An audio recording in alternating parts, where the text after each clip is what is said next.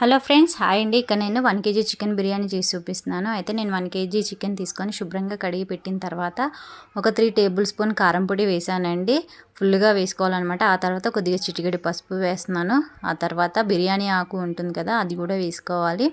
ఇందులోనే మనం ఇప్పుడు ఒక 3 టేబుల్ స్పూన్ సాల్ట్ ఫుల్గా వేసుకుంటే మనకు కరెక్ట్గా సరిపోతుంది అనమాట. అయితే నేను ఇక్కడ మసాలాలు చూపిస్తున్నాను చూడండి. 1 table spoon garam masala powder, 1 table spoon biryani masala, అలానే 1 టేబుల్ స్పూన్ కసూరి మెంతి ఉంటుంది కదా, అది కూడా వేసుకోవాలి. ఆ తర్వాత మనము విడిగా ఉండే మసాలాలు ఉంటాయి కదండి, అవి అందులో ఒక 2 స్టార్స్ తీసుకున్నాను, అలానే 2 మరాఠీ మొగ్గ, అలానే ఒక 2 టేబుల్ స్పూన్ ఆయిల్ వేసుకోవాలండి. ఆయిల్ వేసుకోవడం వల్ల మనకి ఏంటంటే ముక్కకు ఉప్పు కారం మంచిగా పట్టుకుంటుంది అన్నమాట. అందుకని అలానే నేను ఇక్కడ కొత్తిమీర పుదీనా కూడా వేసేస్తున్నానండి. ఇవి మంచిగా ఇప్పుడు కారంతో పాటే కలిపేసేయాలన్నమాట. అయితే అలానే ఒక 2 నిమ్మకాయలు తీసుకొని వాటి రసం తీసి ఇలా మనం బిర్యానీలో వేసుకుంటే, నిమ్మకాయ వేయడం వల్ల మనకి ముక్క అనేది మంచిగా సాఫ్ట్గా వస్తుందన్నమాట. మంచిగా తొందరగా నానుతుంది. అందుకని నేను ఒక 2 నిమ్మకాయలు వేసాను ఇక్కడ. అయితే ఉప్పు కారం అంతా మనం మంచిగా కలిపేయాలండి. మంచిగా కలపాలన్నమాట. మొత్తం ఆయిల్ ఇట్లా నిమ్మకాయలు మొత్తం మంచిగా కలిపేస్తే మనకి ముక్క అనేది ఇలా మనకి రెడ్డిష్ కలర్లో ఉంటుంది. అయితే ఇప్పుడు నేను ఇక్కడ దీని కొరకునండి బిర్యానీ మసాలా ప్రిపేర్ చేసి చూపిస్తున్నాను. అయితే ఒక 4-5 దాల్చిన చెక్క, జాజికాయ ఉంటుంది కదండి, అది హాఫ్లో ఇంకా కొద్దిగా హాఫ్ అనమాట తీసుకోవాలి. అలానే ఒక 5-6 ఇలాచీలు, 5-6 లవంగాలు, 1 టేబుల్ స్పూన్ షాజీరా ఉంటుంది కదా, సాజీరా, అలానే పువ్వు అండి. మొత్తం ఇవన్నీ కొంచెం స్టారు, ఇవన్నీ కొద్దిగా కచ్చాపిచ్చా దంచాలన్నమాట. ఇవి ఇప్పుడు నేను చూపించే విధంగా ఇలా మనం దంచుకోవాలి. ఇలా దంచడం వల్ల ఏంటంటే మనకి బిర్యానీ అనేది, చికెన్ బిర్యానీ అనేది ముక్కకి మసాలా అంతా పట్టుకొని మంచి ఫ్లేవర్ వస్తుందన్నమాట. అయితే ఇప్పుడు నేను ఇక్కడ అల్లం వెల్లుల్లి పేస్ట్ కూడా అప్పటికప్పుడు ఫ్రెష్గా వేస్తానండి. బిర్యానీలో ఇలా ఫ్రెష్గా వేసుకుంటే మనకి టేస్ట్ అనేది ఇంకా కొద్దిగా ఎక్కువ పెరుగుతుంది. చాలా టేస్టీగా వస్తుందన్నమాట. బిర్యానీ స్మెల్ అయినా ఏదైనా మంచిగా రుచిగా ఉంటుంది ముక్క కూడా మనకి. చూడండి ముక్క మనకి ఎంత మంచి కలర్లో ఉందో. అయితే నేను ఇక్కడ బిర్యానీకి ఆనియన్స్ ప్రిపేర్ చేస్తున్నానండి. ఒక 250 గ్రామ్స్ ఆనియన్స్ తీసుకున్నాను. అయితే ఇక్కడ నేను చూపించే విధంగా మనము ఉల్లిగడ్డ అనేది కట్ చేయాలండి. పొడుగ్గా కాకుండా ఇలా అడ్డంగా కట్ చేసుకోవడం వల్ల మనకి డీప్ ఫ్రై చేసినప్పుడు ఉల్లిపాయ అనేది మంచిగా వేగుతుంది అన్నమాట. అయితే ఇప్పుడు నేను కట్ చేసిన ఉల్లిపాయలు మొత్తం ఇలా విడదీసుకోవాలండి. విడదీసుకోవడం వల్ల ఏంటంటే మనకి డీప్ ఫ్రై అనేది తొందరగా అవుతుందన్నమాట. అయితే ఇప్పుడు ఇక్కడ నేను ఆనియన్స్ అన్ని ఇలా విడదీస్తున్నాను కదండి, ఇలా సన్నగా కట్ చేసుకోవాలన్నమాట. లావుగా కాకుండా ఇలా మొత్తము విడదీసి ఉంచుకోవడం వల్ల ఆనియన్స్ తొందరగా వేగిపోతాయి. అయితే నేను ఇక్కడ ఆల్రెడీ ఆయిల్ పెట్టేశానండి, హీట్ ఎక్కింది. ఆనియన్స్ అందులో వేసేస్తున్నాను. అయితే మనము ఆనియన్స్ తొందరగా వేయడానికి నేను ఇక్కడ ఒక చిటికెడు సాల్ట్ వేసానండి. 1 కేజీ చికెన్కి నేను 1 కేజీ బాస్మతి రైస్ తీసుకుంటున్నానండి. ఈక్వల్గా ఉండాలి, అప్పుడే మనకు రైస్ బాగా వస్తుంది. అయితే నేను ఇక్కడ ఆనియన్స్ మనకి ఇక్కడ బ్రౌనిష్ కలర్లో వేగిపోయాయండి. మనం ఈ కలర్లో వేయించుకుంటేనే మనకి బిర్యానీ టేస్టీగా ఉంటుంది అనమాట. మాడిపోనివ్వకూడదండి, అప్పుడు టేస్ట్ వేరేలా అంటే చేంజ్ అయిపోతుంది. మిగతా ఉన్న ఆనియన్స్ కూడా అన్నీ నేను డీప్ ఫ్రై చేసేస్తున్నానండి. సేమ్ ఆ బ్రౌనిష్ కలర్లోనే వేయించుకోవాలన్నమాట. హైలో పెట్టకుండా, సిమ్లో కాకుండా కొంచెం మీడియంలో పెట్టుకొని వేయించుకుంటే ఆనియన్స్ మంచిగా వేగిపోతాయి మనకి. అయితే నేను ఇక్కడ చికెన్ కలిపి పెట్టాను కదండి, అందులో ఈ ఆనియన్స్ కొన్ని గార్నిష్ కోసం తీసి మిగతా ఆనియన్స్ మొత్తం ఇలా స్మాష్ చేసి ఇందులో వేసేస్తున్నాను అనమాట. ఇలా వేయడం వల్ల ఏంటంటే మనకి ముక్క మంచి ఫ్లేవర్ పట్టుకొని మనకి బిర్యానీ అనేది టేస్ట్ వస్తుంది. అయితే నేను ఇక్కడ పెరుగు చూపిస్తున్నాను చూడండి. ఒక 1/2 కేజీకి కొద్దిగా తక్కువ పెరుగు తీసుకొని ఇందులో వేసి మంచిగా కలుపుకోవాలన్నమాట. మనం పెరుగు గిలకొట్టి కలపాలండి. కలిపి తీసుకోవడం వల్ల ఏంటంటే ముక్క అనేది మంచిగా సాఫ్ట్గా వస్తుంది. బిర్యానీ గ్రేవీ కూడా మనకి చాలా బాగా కుదురుతుంది అనమాట. అయితే నేను ఇక్కడ ఆనియన్లో డీప్ ఫ్రై చేసిన ఉల్లిపాయలు డీప్ ఫ్రై చేసిన ఆయిల్ ఉంటుంది కదండి, అది ఒక 3 టేబుల్ స్పూన్ ఇక్కడ వేస్తున్నాను అనమాట.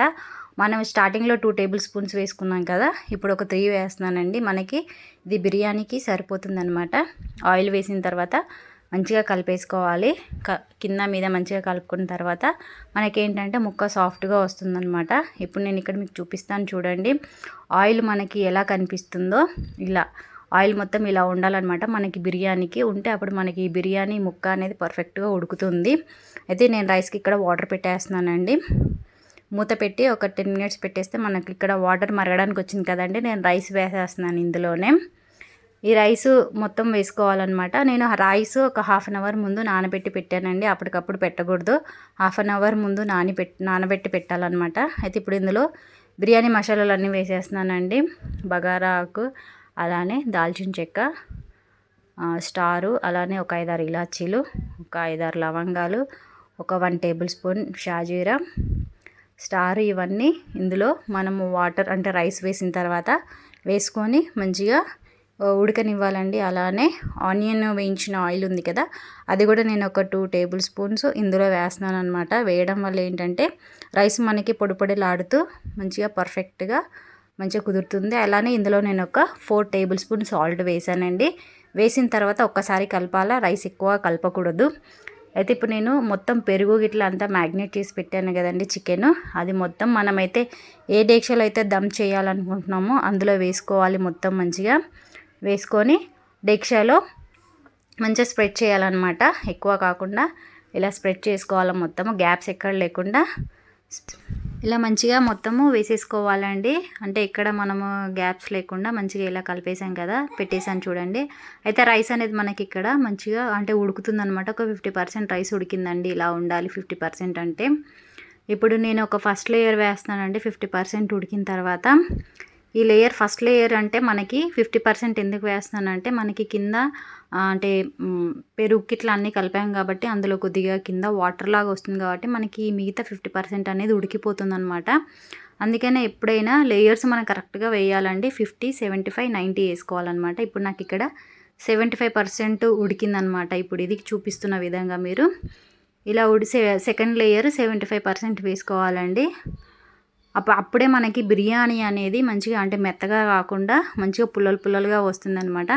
ఇప్పుడు నేను ఎలా అయితే చూపిస్తున్నానో సేమ్ అలానే చేయండి, మీకు కూడా బిర్యానీ అనేది మెత్తగా కాకుండా పలుగ్గా వస్తుంది.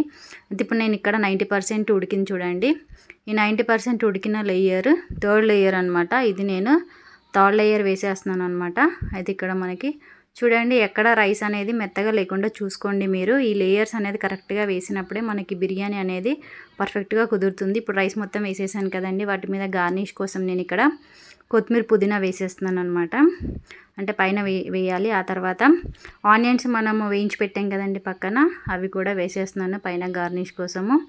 అలానే ఆనియన్స్ మనం వేయించి ఆయిల్ ఉంది కదండి పక్కన పెట్టాం కదా, అది కూడా నేను 2 స్పూన్స్ ఆయిల్ వేస్తున్నాను అనమాట. ఆయిల్ ఇలా పైన వేయడం వల్ల పైన మనకి రైస్ అనేది మెత్తగా ఉండకుండా ఎక్కడ కొంచెం అది కూడా మనకి కొద్దిగా పలుకుగా ఉంటుందన్నమాట. ఇక్కడ నేను స్టవ్ మీద ఒక స్టాండ్ వేసానండి. వేసి బిర్యానీ దమ్ చేస్తున్నాను అనమాట. డేక్ష పెట్టేశాను. మూత పెట్టుకున్న తర్వాత మనం రైస్ ఉడికించిన డేక్షా ఉంది కదా, అందులో వాటర్ తీసుకొని బరువు పెడితే మనకి ఆవిరి అనేది బయటికి వెళ్ళకుండా ఉంటుందన్నమాట. ఇక్కడ నేను బిర్యానీ అయిందో లేదో చూద్దామండి.